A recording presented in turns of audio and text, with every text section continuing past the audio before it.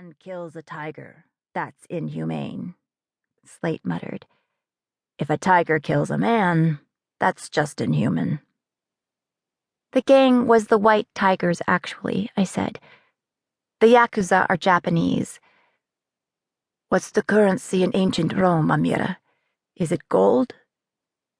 Not most of it, I said, but the coins themselves are quite valuable. We'd have to find a new buyer, Slate reminded me. My coin guy died 2 years ago. How hard could that be? I said. The auction's on my timeline, the captain said. We've only got 3 days. 2 now, Kashmir corrected him. Then you think of something. I glared at them both. A roar drifted up from the hold. It was a curious sound, like whale song. The captain swore again and left the helm, jogging down the stairs from the quarterdeck and into his cabin, slamming the door behind him. I ran my hands through my hair. As first mate, B took his place, but for a moment my fingers itched to take the wheel. Could I do what the captain had not? You didn't do anything? Kashmir said to me. What?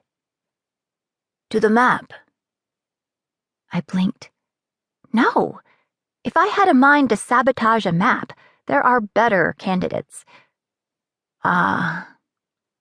He leaned against the rail, tilting his head to study me. So, he said, what makes you nervous about Honolulu? Turning to face the water, I frowned at the waves. It's complicated. I haven't got anywhere else to be. My fingers tapped an idle beat on the metal rail. The brass was cool under my palms. Kashmir was the only person aboard the ship who did not know every detail of the circumstances of my birth. And I was reluctant to surrender the strange, small bliss I had in his ignorance. Cash was the most confident person I knew. Would he even understand how scared I was? Or worse, might he fear for me too? Still, at this juncture, even if I didn't tell him, he would know soon enough. But how to explain? I'd never told the story before. Oi! Startled by Rotgut's shout from the crow's nest, I followed his skinny finger to the lights in the distance. A sleek white boat on the water, far off, but coming toward us. What is it? I called up. Coast Guard! I stared at the boat for a long moment, trying to convince myself it wasn't headed our way, until another roar echoed in the hold. Then I ran to knock on the captain's door, hard, though I counted to 10 before opening it. Even so, Slate looked surprised to see me. I met his eyes, deliberately not glancing at the box in his hands, the box he normally kept under his bed. It wasn't worth telling him to hide it. If we were boarded, it would be harder to explain the tigers than to explain his stash of opium. We need you on the radio, I told him. His fingers tightened on the box.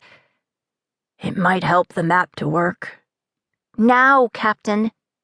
I shut the door behind me, harder than I had to. Back on deck, B was taking the ship around while Cash raised the sails. We were moving again, plowing the waves, heading east along the southern coast of Long Island. I grabbed the halyard, helping Cash with the sail as I watched the lights of the boat off our stern, closer now and gaining. According to Slate, the Coast Guard in New York had always been a pain, but much worse, of course, since 2001. Far nosier and almost impossible to bribe. Nothing like the 80s in the uncivilized city of my father's youth. To make it worse, the Coast Guard was full of people who loved boats, and they couldn't keep their hands off the temptation.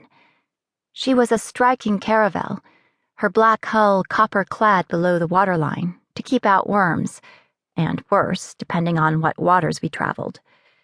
She rode on a keel fashioned from what looked like the rib of a leviathan, carved with labyrinthine runes from stem to stern, and at the prow, a red-haired mermaid bared her breasts to calm the sea. Even if the Coast Guard wasn't inclined to search us, they would take any chance to stand on the deck and spin